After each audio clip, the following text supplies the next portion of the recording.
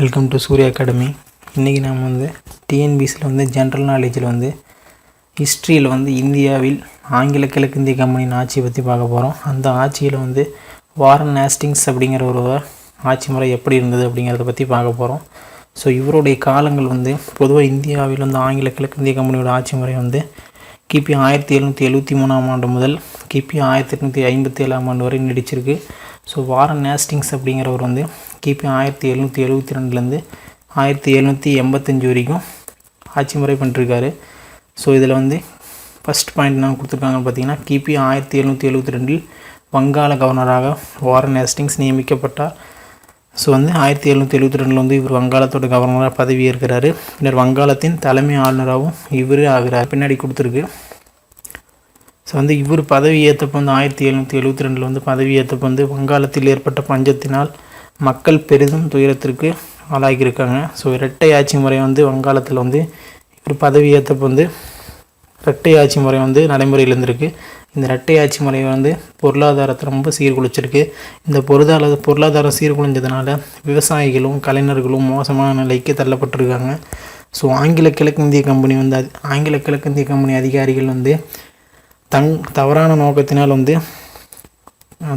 நோக்கத்தினால் என்ன பண்ணிருக்காங்கன்னா, நிறைய சொத்துக்களை அவங்களோட பேரில் வாங்கி கூச்சிருக்காங்க. அது கம்பெனியோட நிர்வாகத்தை சீர்குலைத்தது.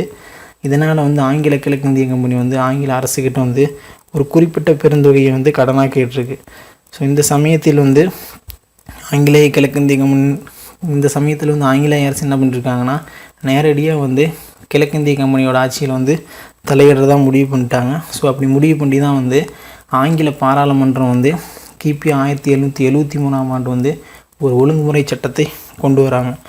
ஸோ இந்த ஒழுங்குமுறை சட்டம் இந்திய அரசியலமைப்பின் வளர்ச்சிக்கு முதல் படியாக அமைஞ்சிருக்கு. ஸோ அந்த ஒழுங்குமுறை சட்டத்தில் என்னென்ன சொல்லியிருக்காங்கன்னா, சென்னை மும்பை ஆளுநர்களுக்கு மேலாக வங்காளத்தில் ஒரு தலைமை ஆளுநர் நியமிக்கிறாங்க. ஸோ அந்த ஒழுங்குமுறை சட்டத்தில் என்னென்ன சரத்துக்கள் என்னென்ன பாயிண்ட்ஸ் வச்சுருக்காங்கன்னா, சென்னை மும்பை ஆளுநர்களுக்கு மேலாக வங்காளத்தில் தலைமை ஆளுநர் நியமிக்கப்பட்டிருக்காரு. கொல்கத்தாவில் ஒரு தலைமை நீதிபதி மற்றும் 3 நீதிபதிகளை கொண்ட உச்ச நீதிமன்றம் அமைய வழிவகை செய்யப்பட்டிருக்கு. இந்த வழிவகையில் எலிஜா இம்பு அப்படிங்கிறவங்க முதல் தலைமை நீதிபதியாக பதவி ஏற்றிருக்காங்க. 4வது பாயிண்ட் தலைமை ஆளுநர்களுக்கு உதவி புரிய 4 உறுப்பினர்கள் கொண்ட நிர்வாக குழு அமைச்சிருக்காங்க. ஸோ இந்த 4 பாயிண்ட்ஸ் தான் ஒழுங்குமுறை சட்டத்தில் அவங்க கொண்டு வந்திருக்காங்க. ஸோ அடுத்த பாயிண்ட் ஏற்கனவே சொன்ன மாதிரி 1772 வங்காளத்தில் ஏற்பட்ட பஞ்சத்தினால் மக்கள் பெரிதும் துன்பத்துக்குள்ளாக இருக்காங்க. ஸோ ஃபஸ்ட்டு வங்காளத்தில் ஆளுநராக பதவி ஏற்ற வாரன் ஹேஸ்டிங்ஸ் பிரபு, பின்னர் தலைமை ஆளுநராகவும் அவரே நியமிக்கப்பட்டிருக்காரு.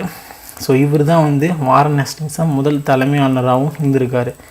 ஸோ ஒழுங்குமுறை சட்டத்தில் கொல்கத்தாவில் உச்சநீதிமன்றம் அமைக்கப்பட்டுள்ளது அப்படின்னு சொல்லியிருக்காங்க. 1774 கொல்கத்தாவில் உச்சநீதிமன்றம் அமைக்கப்பட்டிருக்கு. சர் எலிஜா இம்பு அப்படிங்கிற முதல் தலைமை நீதிபதியாகவும் 3 நீதிபதிகள் நியமிக்கப்பட்டனர். ஒழுங்குமுறை சட்டத்தில் சர் எலிஜா இம்பு முதல் தலைமை நீதிபதியாகவும் மற்றும் 3 நீதிபதிகள் நியமிக்கப்பட்டிருக்கிறார்.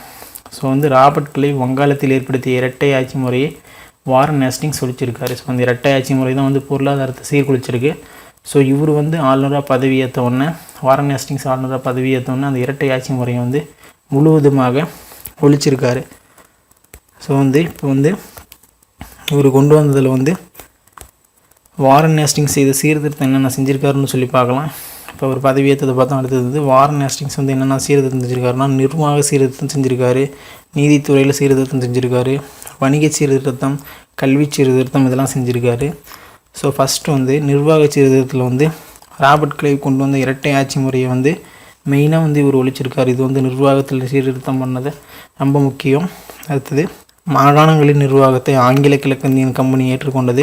மாகாணங்களில் இருக்கக்கூடிய நிர்வாகத்தை கம்பெனி நேரடியாக ஏற்றுக்கொண்டிருக்கு. அரசின் கருவூலம் முர்ஜிதாபாத்திலிருந்து கல்கத்தாவிற்கு மாற்றப்பட்டது. ஸோ அந்த பாயிண்ட் தான் இங்கே சொல்லியிருக்கு. என்ன சொல்கிறதுன்னா, அரசின் கருவூலம் முர்ஜிதாபாத்திலிருந்து கல்கத்தாவுக்கு மாற்றப்பட்டிருக்கு. இது நிர்வாக சீர்திருத்தத்தில் இதெல்லாம் வாரன் ஹேஸ்டிங்ஸ் பண்ணிருக்காரு. அடுத்தது நீதித்துறை சீர்திருத்தம். நீதித்துறையில் என்னென்ன சீர்திருத்தம் வாரன் ஹேஸ்டிங்ஸ் பண்ணிருக்காருன்னு பார்த்தீங்கன்னா, கல்கத்தாவில் வந்து சாதார் திவானி அதாலத் என்ற சிவில் நீதிமன்றமும் அதே பேரில் வந்து சாதர் நிஜாமத் அதாலத் என்ற கிரிமினல் நீதிமன்றங்கள் 2 நீதிமன்றங்கள் வந்து கல்கத்தாவில். ஒவ்வொரு மாவட்டத்திலும் சிவில் மற்றும் கிரிமினல் நீதிமன்றங்கள் இவர் நிர்வகிச்சதப்போ தான் உருவாகியிருக்கு. இந்த நீதிமன்றங்கள் வந்து நீதிமன்றங்களுக்கு வந்து இந்து மற்றும் முஸ்லீம்களுக்கு உண்டான சட்டத்தொகுப்பு வந்து தனித்தனியாக வந்து உருவாக்கப்பட்டிருக்கு இவரோட ஆட்சி இதில். ஸோ ஏற்கனவே சொன்ன மாதிரி ஒவ்வொரு மாவட்டத்திலும் சிவில் மற்றும் கிரிமினல் நீதிமன்றங்கள் ஏற்படுத்தப்பட்டிருக்கு. இது வந்து நிதித்துறையில் வந்து வாரன் ஹேஸ்டிங்ஸ் செஞ்ச ஒரு சீர்திருத்தமாகும். அடுத்தது வணிக சீர்திருத்தம் என்ன பண்ணிருக்காருன்னு சொல்லி பார்க்கலாம். கம்பெனி தரமான பொருட்களை வாங்க வணிக குழு ஒன்று ஏற்படுத்தப்பட்டது. அதாவது வந்து கிழக்கிந்திய கம்பெனி தரமான பொருட்களை வாங்குவதற்கு வணிக குழு ஒன்று ஏற்படுத்தப்பட்டது.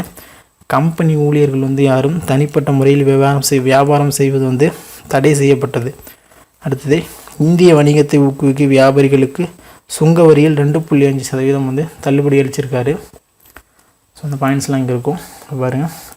இஸ்லாமிய கல்வி வளர்ச்சிக்காக கிபி 1781 கல்கத்தாவில் மதராசா கல்வி நிறுவனத்தை வாரன் ஹேஸ்டிங்ஸ் துவங்கினார். இது வந்து கல்வி சீர்திருத்தத்தில் ஒரு பண்ணது. வாரன் ஹேஸ்டிங்ஸ் வந்து இஸ்லாமியர்களோட கல்வி வளர்ச்சிக்காக 1781 ஆண்டு ஒரு கல்வி நிறுவனத்தை வந்து துவங்கியிருக்காரு. இது வந்து கல்வி சீர்திருத்தத்தில் ஒரு பண்ணது. அடுத்தது வந்து வருவாய்த்துறையை மேம்படுத்த கொல்கத்தாவில் வருவாய்த்துறை கழகம் நிறுவப்பட்டது. அடுத்தது மும்பை மற்றும் சென்னை ஆளுநர்கள் வங்காள தலைமையாளர்களுக்கு கட்டுப்பட்டவர்களானார்கள். ஸோ வந்து ஒழுங்குமுறை சட்டத்தில் சொன்ன மாதிரி மும்பை மற்றும் சென்னை ஆளுநர்கள் வங்காள தலைமை ஆளுநர்களுக்கு கட்டுப்பட்டவர்களானார்கள். அடுத்தது கிபி 1784 ஆண்டு ஆங்கிலேய பிரதமர் இணைய பிட் என்பவர் பிட் இந்திய சட்டத்தை கொண்டு வந்தார்.